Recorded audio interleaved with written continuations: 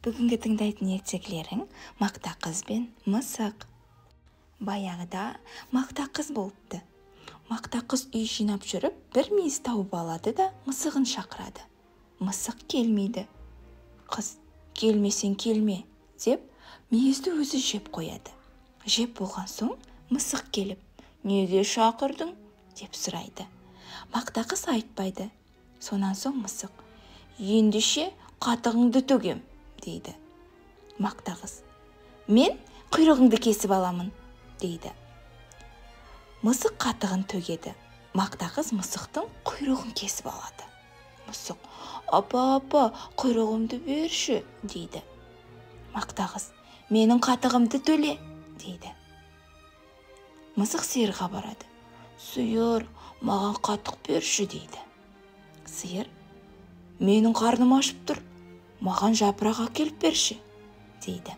Мысық ағашқа барып, ағаш, жапырағыңды берші, дейді. Ағаш болса, мен шөлдеп тұрмын, су әкелсең жапырақ беремін, дейді. Мысық суға бара жатса, су әкеле жатқан қыздарды көреді. Қыздар, маған су беріңдерші, дейді.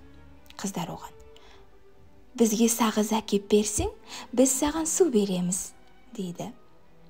Мысық дүкенге барады. Әй, дүкенші, маған сағыз берші, дейді. Дүкенші, маған жұмыртқа бер, дейді. Мысық тауыққа барады. Тауық, маған жұмыртқа берші, дейді. Тауықтар, бізге дән әкеліп берсең, біз саған жұмыртқа береміз, дейді. Мысық, енді не қыламын, деп бара жатса, бір ін қазып жатқан тышқанды көреді. Мысық тышқанды бас салады. Жаның барында айт, үйіңде не бар, дейді. Тышқан қорыққаннан, үйімде бір табақ тары бар, дейді. Мысық, маған бір уыс тары бер, дейді. Тышқан үйіне барып бір уыс тары әкеп береді. Мысық тарыны апарып тауыққа береді. Тауық жұмыртқа береді. Жұмыртқаны апарып дүкеншіге береді. Дүкенші сағыз береді. Сағызды апарып қыздарға береді. Қыздар су береді.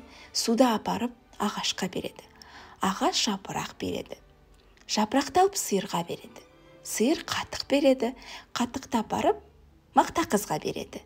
Мақта қыз мысықтың құйрығын береді.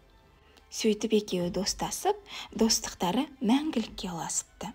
Достар, ертегім ұнаса, каналыма тіркеліп, лайк басып, комментарий қалдыруды ұмытпаңдар.